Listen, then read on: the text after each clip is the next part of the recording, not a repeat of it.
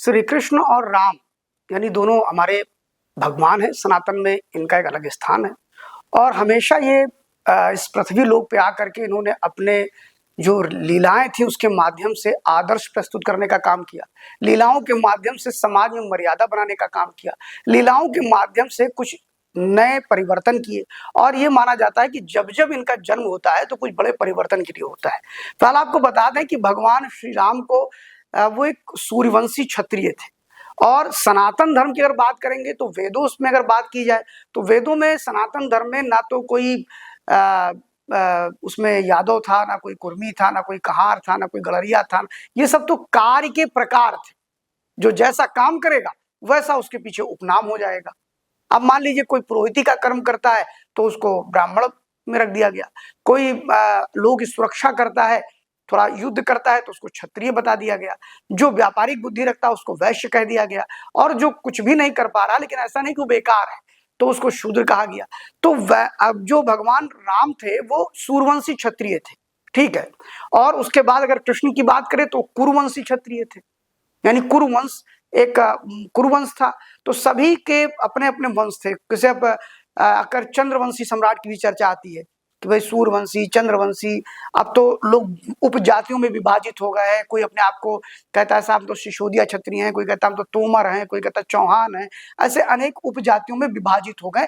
जब उनकी क्वालिटी, उनकी मान्यताएं, उनके आदर्श, उनकी नीतियां, उनके सिद्धांत जब बदलते चले गए तो वो अलग अलग तरह से डिस्प्यूट होते चले गए, किनारे हो गए। लेकिन सनातन धर्म में सिर्फ 4 ही वर्ण है, इसके अलावा नहीं है। और जहां तक भगवान की चर्चा हुई कि यादव कहते हैं यदुवंशी, ठीक है। इस अगर सनातन को देखा जाए तो सबने सभी के अपने अपने पूर्वजों के प्रति एक स्वाभिमान का भाव है और ये होना भी चाहिए, आत्ममुग्धता का भाव। जैसे अब सुहेल देव क्या वो एससी थे क्या? वो हरिजन थे क्या? नहीं थे साहब।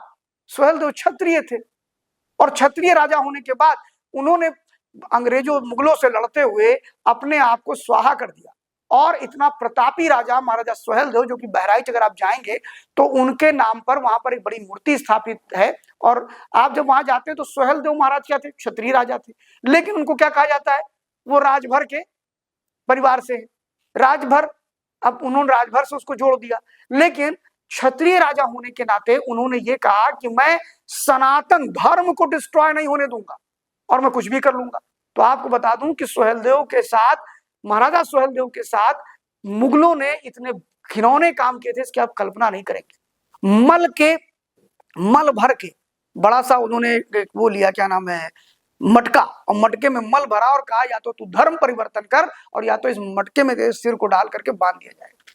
उन्होंने इसको स्वीकार किया, संघर्ष किया, सैयद सलार मसूर गाजी को परास्त किया। ये सनातन है साहब। सनातन में वैदिक काल तक सिर्फ 4 वर्ण ही थे, ब्राह्मण, क्षत्रिय, शूद्र और वैश्य। और उसके बाद में जब आप बात करेंगे तो वैदिक काल के बाद उत्तर वैदिक काल में उपजातियां तैयार होगी। जैसे ब्राह्मण से ब्राह्मण नहीं रहा ना, अब तो पाठक है, तिवारी है और दीक्षित है, सब कुछ है। ऐसे आप जब दलितों में जाएंगे तो वहां भी कई उपजातियां, वाल्मीकि है, पासवान है, भर है, राजभर है, ऐसे है ना, सब अलग अलग तरह के लोग। तो वहां कुर्मी कोरी है। तो ये वहां भी मतलब वहां आपस में लोगों ने भेद किया। समझिए, जो 4 वर्ण थे उनमें लोगों ने आपस में भेद करके ऐसे कर दिया। लेकिन जब राम और कृष्ण की चर्चा होती है तो राम और कृष्ण पहली बात तो अवतारी थे। उन्हें जातियों में बांटना, जातियों के घेरे में ले करके आना, यही अपने आप में ये दर्शाता है कि लोगों की मानसिकता कितनी क्षुद्र है, कितनी छोटी है। आप बताइए, भगवान राम के भक्त कौन थे? भगवान शिव। भगवान राम के भक्त कौन है? आप जाएंगे किसी भी मंदिर में पुजारी ब्राह्मण ही मिलता है जो ठाकुर जी की सेवा करता है। अधिकांश जगह पर प्रत्येक जाति का व्यक्ति राम को भगवान मान के पूजा करता है, ना कि क्षत्रिय मान के करता है। समझिए। और भगवान कृष्ण की भी पूजा क्षत्रिय मान के नहीं होती। क्या मान के होती है? अवतारी, ईश्वर मान के होती है।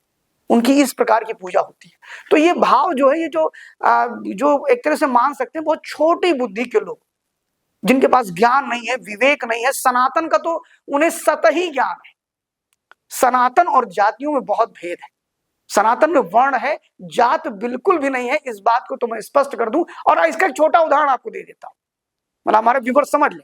हमारे व्यूवर्स अगर हमें देख रहे हैं तो वे जानते हैं कि एक जब आप कोई भी एग्जाम के लिए कोई फॉर्म भरते हैं या स्कूल में ही कोई फॉर्म भरते हैं एडमिशन के समय, तो उसे पूछते हैं आपकी क्लास क्या है, आप किस वर्ग से आते हैं, वर्ग पूछते हैं ना, तो उसमें आप लिखते हो जर्नल, फिर लिखते हो ओबीसी, फिर एसटी एससी का कॉलम होता है। ओबीसी में तो ब्राह्मण भी है। आज उत्तर प्रदेश के अंदर जो महाब्राह्मण है वो ओबीसी में है, अभी योगी सरकार ने उनको कर दिया। मुसलमान भी ओबीसी में है। आप कहते हो ओबीसी मतलब अदर बैकवर्ड कास्ट, कास्ट नहीं है, अदर बैकवर्ड क्लास है। ओबीसी का पूरा full form other backward class है। तो वहां भी जाति नहीं है, उपजातियां हैं, यानी कर्म के आधार पर उनको आपने जाति दे दिया। अब जो गाय पालता है, गोपालक है, दूध देता है, उसको आपने यादव बना दिया साहब, पहले वो अहिर कहा जाता था।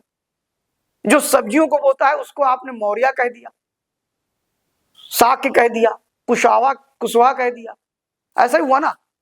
जो पुरोहिती कर्म करता है उसको आपने ब्राह्मण कह दिया, जो बीनने का काम करता है उसको आपने बुनकर कह दिया, बाकी जुलाहा आपने बना दिया, मुसलमानों ने उसको जुलाहा कह दिया। तो ये जो पूरा मामला था, ये जातियों को लेकर के, जाति हमारे यहाँ सिर्फ 4 ही थी। और जो भगवान को लेकर के इस प्रकार की वार्ता की जाती है, आप देखिए किस समाज का व्यक्ति राम को नहीं पूछता है साहब, बताओ किस समाज का व्यक्ति, और किस समाज का व्यक्ति कृष्ण को नहीं पूछता है। और ये भेद तो है ही नहीं। परशुराम को भी पूजने वाले अनेकों अन्य जाति के लोग हैं जिनको आप प्रतीक ब्राह्मण का बना देते हैं। और परशुराम कौन थे? राम के अवतारी थे। रामचरितमानस में भगवान राम कहते हैं कि प्रभु हम तो आपकी कृपा से अभय होकर के घूम रहे हैं, इस तीनों त्रिलोक में हम अगर पराक्रमी हैं, अगर ये रघुकुल वंशी राम इतने निडर होकर के घूम रहे हैं और दुनिया पर अगर हम शासन कर रहे हैं, तो आप विप्रजनों की कृपा है। और हम में आप में अंतर क्या है?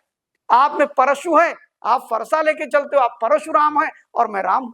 और इसका साक्षात्कार भी जब धनुष तोड़ा गया भगवान राम का, जब वो स्वयंवर हो रहा था, तो उसमें भगवान ने दर्शन एक दूसरे के किए, आत्मिक दर्शन, और फिर छोड़ के पृथ्वी चले गए। तो परशुराम को पूजने वाले अनेक लोग हैं।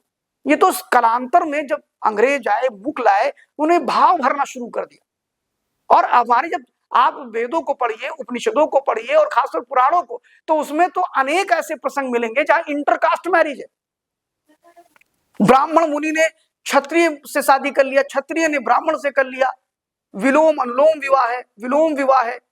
यानी उसमें यह था कि जैसे आप शूद्र कह रहे हैं, शूद्र ऋषि भी बहुत हुए, और शूद्र ऋषियों की बेटियों से शादी ब्राह्मण ऋषियों के बेटे से हुई है, ब्राह्मण बेटों की शादी शूद्र ऋषियों की बेटे से हुई है, उनकी बेटियों की शादी। ये भाव ही नहीं था। अगर आप जब वेदों को पढ़ना चालू करेंगे, उपनिषदों को पढ़ना चालू करेंगे और खासतौर पुराणों को पढ़ना चालू करेंगे, तो आपको लगेगा नहीं कि ये मेरे परिवार का व्यक्ति नहीं। हमारा एक विश्वकर्मा, जिनको आप लोहार बोलते हैं, ठीक है, तो जब मैं हरवंश पुराण पढ़ता था, तो हरवंश पुराण के पढ़ते समय में एक प्रसंग आया, उसमें बृहस्पति ने अपनी बेटी की शादी विश्वकर्मा से, बहन की शादी विश्वकर्मा से की थी।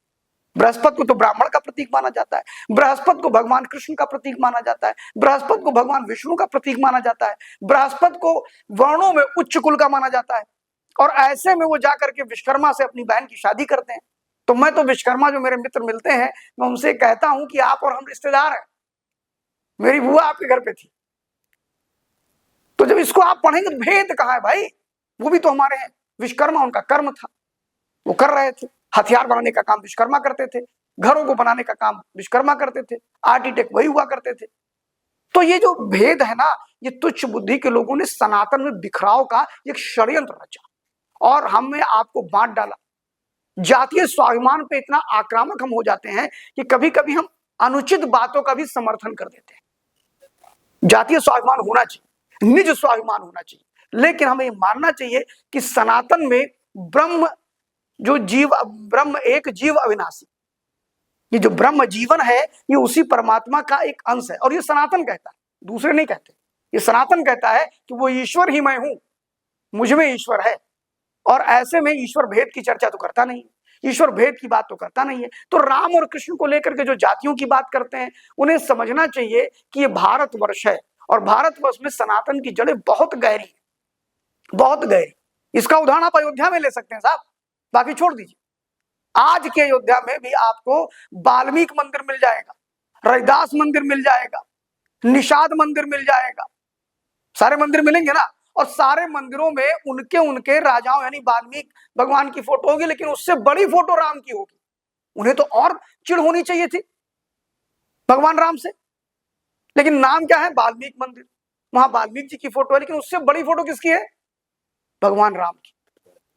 आप निषाद मंदिर में जाते हैं, निषाद राज की फोटो बहुत बड़ी है, लेकिन उससे भी बड़ी फोटो, उससे बड़ी चित्र, उससे भी बड़ी मूर्ति किसकी है, भगवान राम की। और वहां निषाद राज की चर्चा नहीं होती उन मंदिरों में, किसकी चर्चा होती है, भगवान राम की।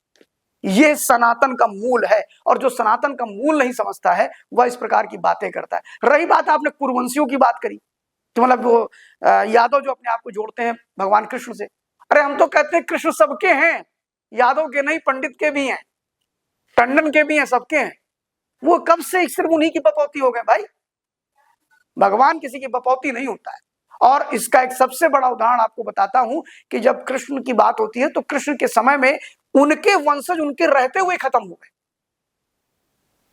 कुरुवंशी बचे ही नहीं, दुर्वासा ऋषि के श्राप से खत्म हो गए। एक आपने मुरारी बापू का एक मामला सुना होगा, ये शायद 2019 में मामला उठा था, मुझे समय एग्जैक्ट नहीं पता है, लेकिन ये मामला तूल पकड़ गया था जब मुरारी बापू ने कह दिया था कि भगवान कृष्ण के जो वंशज थे वो मदिरा पान करते हुए अपने सब कुछ नष्ट कर दिया था उन्होंने।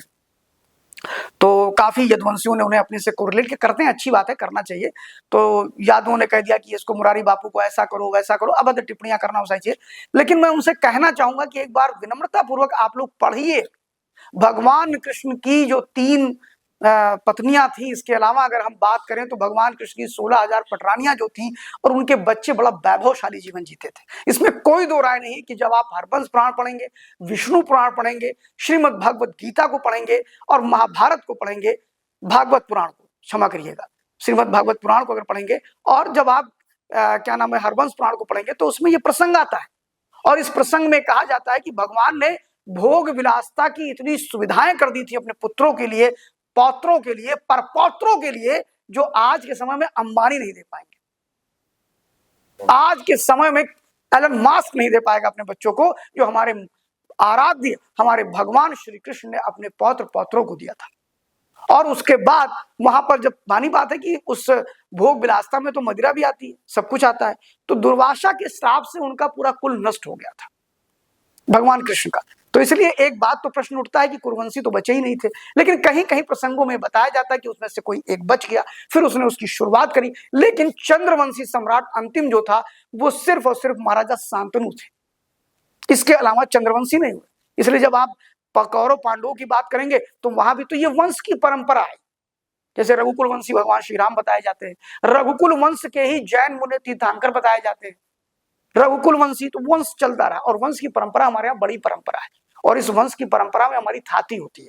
तो इस नाते राम और कृष्ण को लेकर के ये एक तरह से ये राम और कृष्ण को लेकर के ये इस प्रकार की चर्चा वो करते हैं जो सनातन विरोधी, इस प्रकार की चर्चा वो करते हैं जो सनातन में भेद पैदा करना चाहते हैं। और शायद यही कारण रहा कि इस षड्यंत्र को हम नहीं समझ पाए, और हमेशा क्षत्रिय, ब्राह्मण, SC ST इन सब मामलों पे हम लड़ते रहे। बल्कि हमारे DNA, चाहे वो क्षत्रिय का हो, चाहे वो ब्राह्मण का हो, चाहे वो किसी वैश्य का हो, सभी का DNA एक, और सभी के लोगों की मर्यादा और सभी के लोगों के आराध्य इधर से उधर एक ही है। अगर आप वाल्मीकि को मानते हैं तो राम को मानेंगे, आप रैदास को मानते हैं तो राम को मानेंगे, आप अगर कृष्ण को मानते हैं तो आप राम को मानेंगे, और अगर आप शिव को मानते हैं तो आप राम को मानेंगे, आप हनुमान को मानते हैं तो आप राम को मानेंगे, आप मां सती के बहुत बड़े भक्त हैं, भगवती के, तो आप राम को मानेंगे, शिव को मानेंगे। आप हनुमान के बहुत बड़े भक्त हैं तो बिना राम के आपका काम ही नहीं चलना है। और क्या ये कोई पाबंदी है क्या कि भगवान हनुमान जी का भक्त सिर्फ ब्राह्मण ही होगा, हनुमान का भक्त सिर्फ क्षत्रिय ही होगा? ऐसा तो कहीं नहीं लिखा हुआ है, बल्कि हनुमान को ब्राह्मण का स्वरूप माना जाता है, समझिए आप।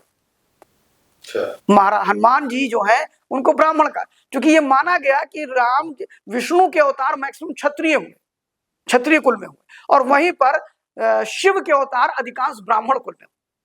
जैसे दत्तात्रेय शिव के अवतार है, शंकराचार्य शिव के अवतार, ये दोनों ब्राह्मण परिवारों से जन्मे। आज आप शंकराचार्य की चर्चा सुनते ना, इतना महाकुंभ, अपार कुंभ लगा जिसमें सिर्फ और सिर्फ अखाड़ों की चर्चा हुई, सिर्फ और सिर्फ शैव मत की चर्चा हुई। और ये कहा जाता है कि जो प्रयाग का कुंभ लगता है वो शैव मत के लोग ही लगाते हैं, यानी भगवान शिव कुंभ के मेला अधिकारी होते हैं और वो सबको निमंत्रण देते हैं।